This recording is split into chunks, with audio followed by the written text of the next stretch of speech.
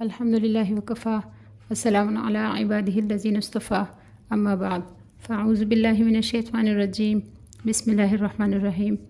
ہمارا آج کا سبق سورہ آل عمران کے رکو نمبر 4 کے بارے میں ہے۔ یہاں پر اللہ رب العزت ارشاد فرماتے ہیں، قل کہہ دیجئے نبی علیہ الصلوۃ والسلام ان لوگوں سے، ان کنتم تحبون اللہ،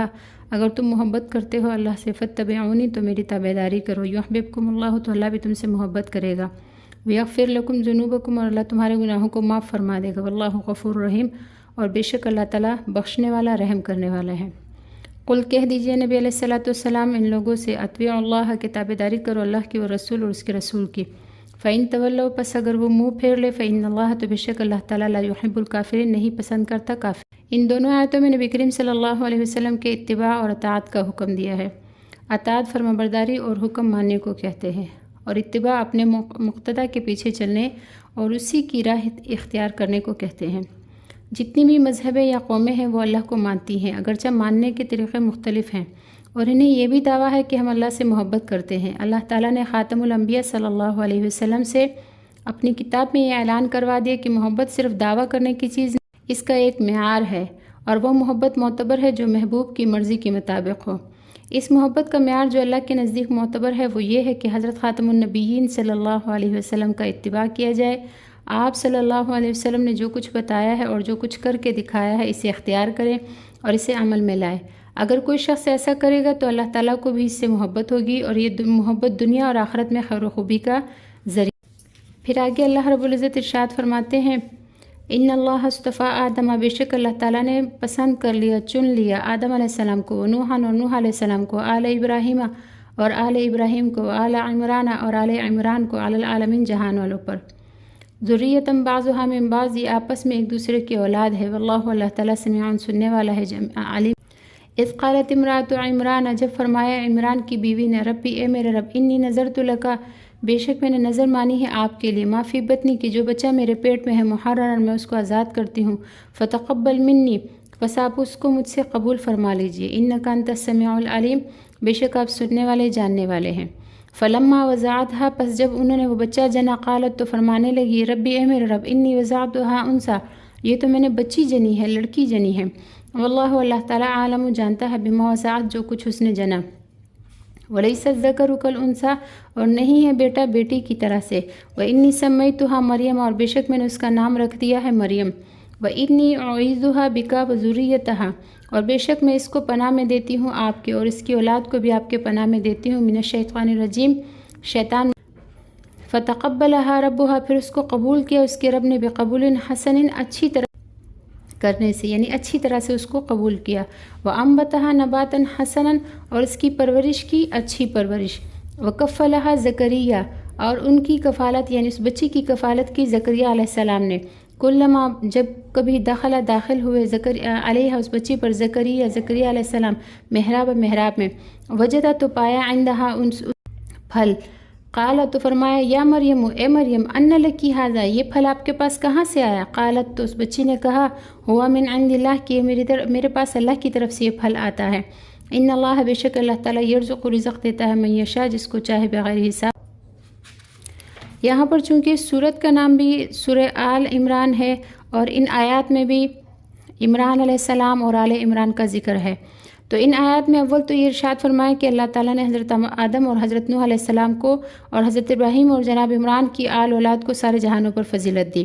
اور ان کو منتخب فرما لیا، اور یہ بھی فرمایا کہ بعض کی اولاد ہیں۔ آدم علیہ السلام تو سب کے باپ ہے ہی، پھر نوح علیہ السلام، ابراہیم علیہ السلام اور ان کی آل اور عمران اور آل عمران سبھی نسل در نسل آدم علیہ السلام کی اولاد ہیں۔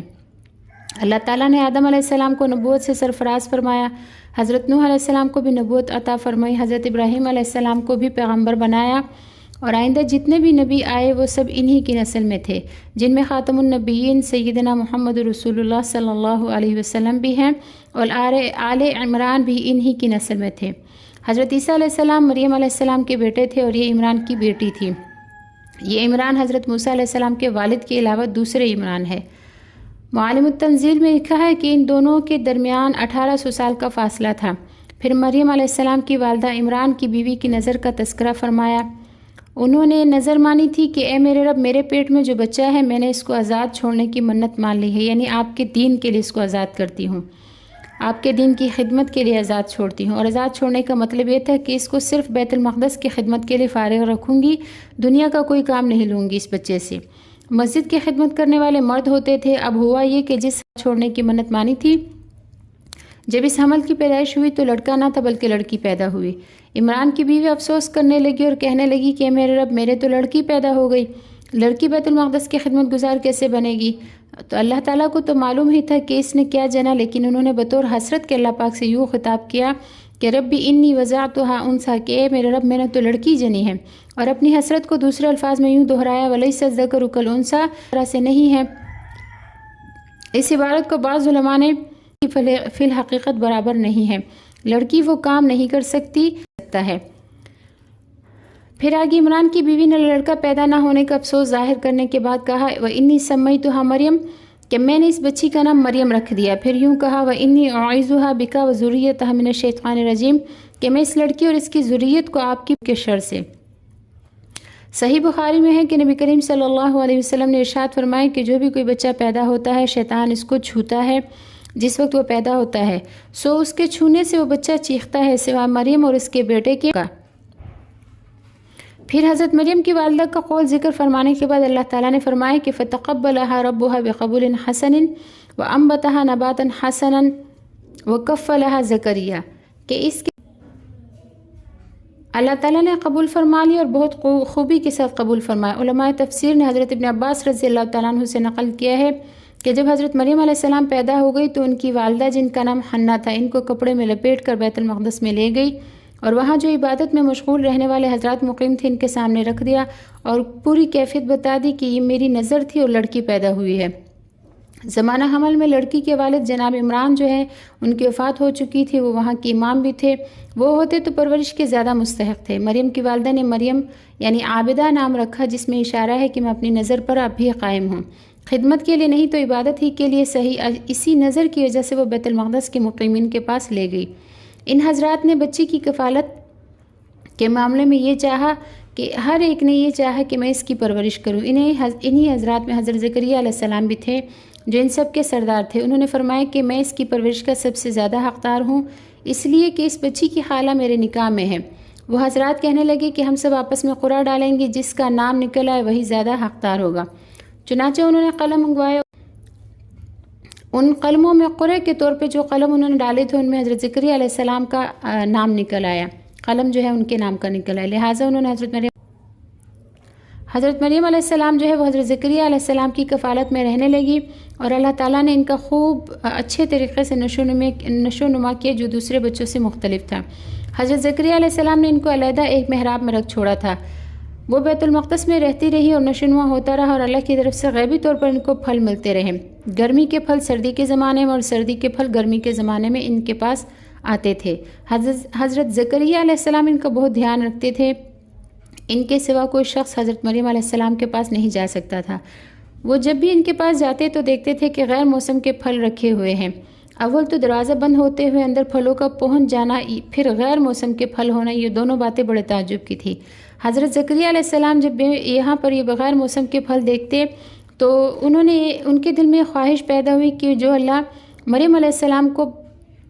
غیر موسم کے پھل دے سکتا ہے تو وہ اللہ مجھے اولاد دینے پر بھی قادر ہے۔ چونکہ زکریا علیہ السلام کی عمر زیادہ ہو چکی تھی، وہ بوڑھے ہو چکے تھے اور ان کی اولاد نہیں تھی، تو یہاں پر اللہ رب العزت ارشاد فرماتے ہیں کہ انہوں نے جیسے ہی مریم علیہ السلام کے پاس یہ تو انہوں نے دعا کی۔ اللہ تعالیٰ فرماتے ہیں ہنالک دعا زکریا ربہ، اس موقع پر زکریا علیہ السلام نے اپنے رب سے دعا کی۔ قال فرمایا ربی، اے میرے رب، حب لی من لدنک ذریۃ طیبہ، مجھے اپنے پاس سے پاک اولاد عطا فرمائیے، انک سمیع الدعاء، بے شک آپ دعاؤں کے قبول کرنے والے ہیں۔ تو اللہ رب العزت نے جیسے ہی زکریا علیہ السلام نے یہاں پر دعا کی، اللہ رب العزت نے ان کی دعا قبول فرمائی۔ فنادتہ الملائکۃ، تو ان کو فرشتوں نے آواز دی، وہو قائم، اور زکریا علیہ السلام کھڑے تھے، یصلی، نماز پڑھ رہے تھے، فی المحراب، محراب میں۔ فرشتوں نے فرمایا ان اللہ یبشرک بیحییٰ، کہ اللہ تعالیٰ آپ کو یحییٰ کی خوشخبری سناتے ہیں، مصدقاً جو تصدیق کرنے والے ہوں گے، بکلمۃ من اللہ، اللہ تعالیٰ کی کلمے یعنی عیسیٰ علیہ السلام کی، وسیداً اور وہ سردار ہوں گے، یعنی یحییٰ علیہ السلام جو ہے وہ سردار ہوں گے، وحصوراً اور عورتوں سے الگ رہنے والے ہوں گے، ونبیاً اور نبی ہوں گے، من الصالحین۔ قال تو زکریا علیہ پوچھا، ربی اے میرے رب، ان یکون لی غلام، میرے بیٹا کیسے پیدا ہوگا، وقد بلغنی الکبر، جبکہ مجھے تو بڑھاپا پہنچ چکا ہے، وامراتی عاقر، اور میری بیوی بھی بانجھ ہے۔ قال تو فرشتے نے فرمایا، کذالک اللہ یفعل ما یشاء، اسی طرح اللہ تعالیٰ جو بھی چاہتا ہے وہ کرتا ہے۔ قال تو زکریا علیہ السلام کو جب یہ تو بتقاضۂ بشریت ان کی کیفیت یہ تھی کہ بات تو سچی ہوگی جب اللہ نے کہا، لیکن اس کی کیا کیفیت ہوگی، تو انہوں نے آگے سے یہ کہا، قالا فرمایا، رب اجعل لی آیا، اے میرے رب میرے لیے کوئی نشانی مقرر فرما دیجئے۔ قالا تو فرمایا اللہ تعالیٰ نے، آیت کا آپ کی نشانی یہ ہے، اللہ تکلم الناس، کہ آپ کلام نہیں کر سکیں گے لوگوں سے، ثلاثۃ ایام 3 دن تک، الا رمزا مگر اشارے سے، واذکر ربک کثیرا، اور اپنے رب کا بہت زیادہ کثرت سے ذکر کیجیے، وسبح بالعشی والابکار، اور اپنے رب کی تسبیح بیان کیجیے صبح اور یہاں پر اللہ رب العزت نے جب زکریا علیہ السلام کو یہ بات بتائی کہ آپ لوگوں سے کلام نہیں کر سکیں گے، تو یہاں پر زکریا علیہ السلام نے یہ خواہش ظاہر کی تھی کہ اللہ میرے لڑکا کیسے پیدا ہوگا، میں تو بوڑھا ہو گیا ہوں اور میری بیوی جو ہے وہ بانجھ بھی ہے، تو ہمارے کیسے بچہ پیدا ہوگا۔ تو تعجب کے طور پر انہوں نے کہا کہ ہمارے بچہ کیسے پیدا ہوگا، تو اللہ رب العزت نے یہاں پر ارشاد فرمایا کہ اللہ تعالیٰ جو چاہتے ہیں وہی ہوتا ہے۔ تو انہوں نے پھر یہ کہا کہ اللہ مجھے اس خوشی کی کوئی نشانی دکھا دیجئے، تو اللہ رب العزت نے ان سے یہ فرمایا تھا کہ آپ 3 دن تک سوائے ذکر کے، تسبیحات کے، اور آپ کی زبان سے کوئی لفظ نہیں نکل سکے گا، ہاں آپ جس سے بات کریں گے تو آپ اشارے سے بات کریں گے، یعنی اگر کسی سے کوئی بات کرنا چاہے تو زبان سے بات کرنے پر قدرت نہ ہوگی، اللہ کے ذکر پر قدرت ہوگی لیکن بات کرنے پر قدرت نہ ہوگی، اور سر یا ہاتھ کے اشارے سے جو ہے آپ بات کر سکو گے۔ اور ان دنوں میں جو ہے اپنے رب کا خوب زیادہ ذکر کرنا اور صبح شام اللہ کے ذکر میں مشغول رہنا۔ بعض حضرات نے فرمایا کہ اس سے اوقات نماز کی پابندی مراد ہے، اور یہ بھی کہا جا سکتا ہے کہ صبح شام کنایا ہے جمیع اوقات سے، مطلب یہ ہے کہ ہر وقت اللہ کی تسبیح بیان کرتے رہنا، یعنی صبح شام اپنے رب کی تسبیح بیان کرتے رہیے، یعنی اپنے رب کا ذکر کرتے۔ آخر دعوانا ان الحمد للہ رب العالمین۔ السلام علیکم ورحمۃ اللہ وبرکاتہ۔